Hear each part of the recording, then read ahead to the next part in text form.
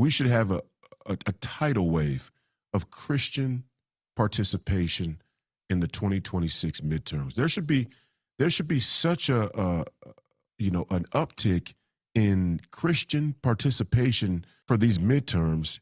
It should almost look strange in the trajectory, the recent history and trajectory of how midterms usually go in terms of voter turnout, because that's how dire the situation has become, especially after Charlie Kirk. Let me tell you this, and I say this with all due respect, it has nothing to do with Charlie Kirk.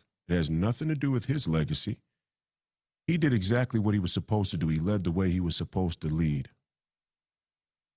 And he left Turning Point and the entire country in a position to understand his sacrifice and use it as motivation to carry out his mission. If Christians don't show up en masse for the 2026 midterms in this nation's darkest hour, there is no Christian movement. Understand, when your number's called, if you don't show up, you don't exist. You're not real. That's how it is in basketball, at least. That's how it is in sports. I'm sitting on the bench, and coach gives me the nod and says, you're going in the game. And you get out there and you fumble the ball off your feet, you shoot an air ball. If you don't produce, you no longer exist. You go back to the bench. And for a long time, a good portion of our Christian community in America has been on the bench. Now is your time to shine. This is your moment. If there's one person who has a Hollywood blockbuster lined up and the star role is all prime for you to deliver a Oscar-winning performance, it's our American Christian community in the wake of Charlie Kirk's assassination. 2026 midterms should belong to the Christian community and the Christian vote.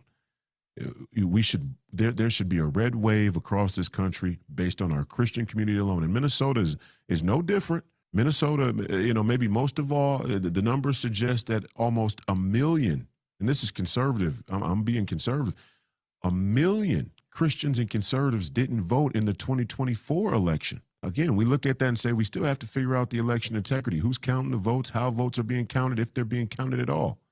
I see Jasmine Crockett, Jasmine Unbelievable Crockett, go out in public and say, we have to watch these Dominion machines because one of President Trump's friends purchased Dominion, or one of these voting machine software technology companies, purchased the company, and they may try and solidify a steal in 2026 by rigging the machines. I mean, this is how brazen our enemies are.